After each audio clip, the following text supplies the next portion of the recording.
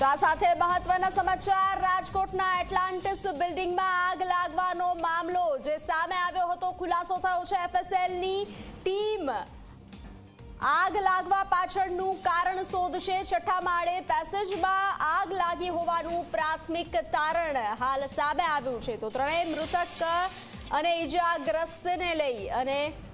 ખુલાસો સામે આવ્યો છે એટલાન્ટિસ બિલ્ડિંગમાં આગ લાગવાનો જે મામલો સામે આવ્યો હતો એફએસએલની ટીમ આગ લાગવા પાછળનું કારણ શોધશે તપાસ કરવામાં આવશે છઠ્ઠા માળે પેસેજમાં આગ લાગી હોવાનું પ્રાથમિક તારણ હાલ સામે આવ્યું છે તો રાજકોટમાં એટલાન્ટિસ બિલ્ડિંગમાં આગ લાગવાનો મામલો એફએસએલની ટીમ આગ પાછળનું કારણ શોધશે છઠ્ઠા માળે પેસેજમાં આગ લાગી હોવાનું પ્રાથમિક તારણ સામે આવ્યું છે ત્રણેય મૃતક અને ઈજાગ્રસ્ત યુવતી લિફ્ટમાં ફસાયા હતા ચારે વ્યક્તિ લિફ્ટની મદદથી ઉપર જઈ રહ્યા હતા તો આગ લાગતા લિફ્ટ બંધ થઈ ગઈ હતી દાઝી જવાના અને ગુંગળામણના કારણે મૃત્યુ થયા હોવાનું સામે આવ્યું છે પોલીસે બિલ્ડિંગના સી અને ડી વિંગ માં પ્રવેશ બંધ કરાવ્યો છે તપાસ દરમિયાન ફાયર એક્ઝિટ માટે સીડી ન હોવાનું સામે આવ્યું છે તો ફાયર એક્ઝિટ માટે સીડી ન હોવાનું સામે આવ્યું છે દાઝી જવા અને ગુંગળામણના કારણે ત્રણેય લોકોના મૃત્યુ થયા હતા લિફ્ટમાં હતા ત્રણેય લોકો આગ લાગતા લિફ્ટ બંધ થઈ હતી અને ફસાયા હતા તો ગુંગળામણના કારણે મૃત્યુ થયા હોવાનું સામે આવ્યું છે રાજકોટમાં જે એટલાન્ટિસ બિલ્ડિંગમાં આગ લાગવાનો મામલો સામે આવ્યો હતો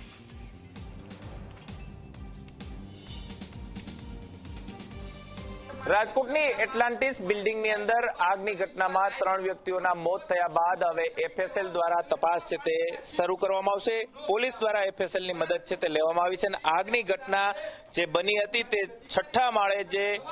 કહી શકાય કે ફ્લોર હોય ફ્લોરની અંદર આ ઘટના છે તે સામે આવી છે ખાસ કરીને 2 ફ્લેટ વચ્ચેની જે જગ્યા હતી ત્યાં શોર્ટ સર્કિટ થવાને કારણે આગ લાગી હોવાનું પ્રાથમિક તારણ છે તે અત્યારે સામે આવી રહ્યું છે ખાસ કરીને ફાયર બ્રિગેડની ટીમ છે કે તેમના દ્વારા 35 જેટલા જે લોકો છે કે તેમનું રેસ્ક્યુ કરી અને તેમને બચાવી લેવામાં આવ્યા હતા પરંતુ આપ દ્રશ્યોની અંદર જુઓ કે છઠ્ઠા માળની જે હાલત છે તે ભયાવહ હાલત છે તે અત્યારે જોવા મળી રહી છે જે ફ્લેટ છે તે ફ્લેટની અંદર જે ફર્નિચર કામ હાલતું હોવાની જે વાત સામે આવી હતી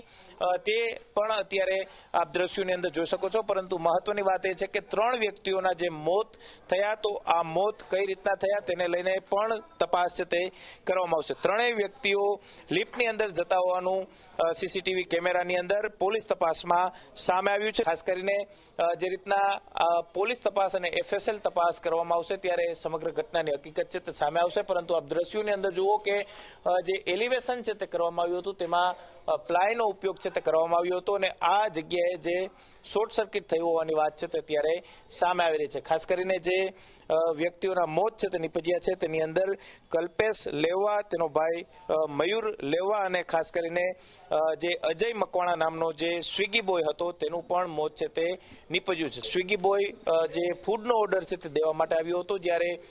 બ્લિંકિટમાંથી જે આવેલા જે 2 લોકો હતા તેમાં કલ્પેશ લેવા છે તે બ્લિંકિટનો કર્મચારી હતો અને તેની સાથે આવેલો તેનો પિતરાઈ ભાઈ મયુર છે કે તે તેની સાથે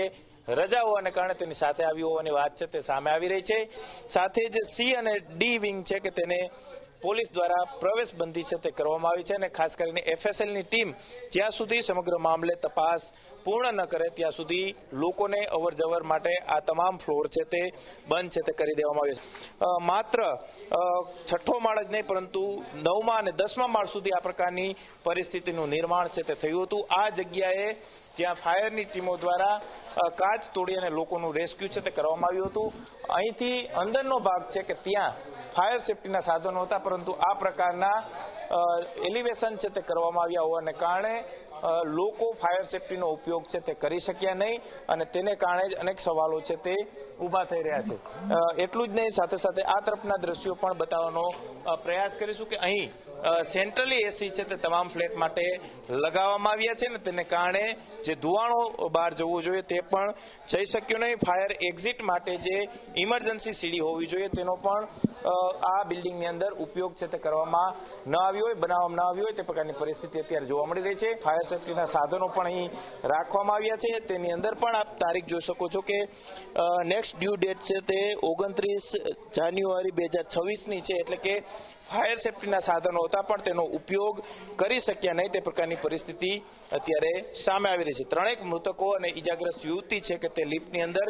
જતા હોય તે પ્રકારના સીસીટીવી પોલીસે કબજે કર્યા છે. 3 વ્યક્તિઓના મોત છે તે નિપજ્યા છે અને આ 3 વ્યક્તિઓ છે તે 3 ડિલિવરી બોય હોવાનું સામે આવ્યું છે અને હવે પોલીસ તપાસની અંદર આગ લાગવા પાછળનું કારણ શું દર્શાવવામાં આવે છે તે જોવું સૌથી મહત્વનું રહેશે. પરંતુ પ્રાથમિક તપાસની અંદર શોર્ટ સર્કિટ થવાને કારણે જે પેસેજનો ભાગ હતો 2 ફ્લેટ વચ્ચેનો તેની અંદર શોર્ટ સર્કિટ થતા આખો જે આગની લપટોમાં આવી ગયું હતું ને તેને કારણે 10મા માળ સુધી ધુમાડો અને આગની લપટો જોવા મળતી હતી. હવે આ ઘટનાની અંદર તપાસમાં કેટલા ખુલાસા થાય છે તે જોવું સૌથી મહત્વનું રહેશે. પરંતુ ફાયર સેફટીને લઈ અને અનેક સવાલો છે તે ઉઠતા જોવા મળી રહ્યા છે. કેમેરા પર્સન ઉદય પવાર સાથે ગૌરવ દવે, ઝી મીડિયા, રાજકોટ.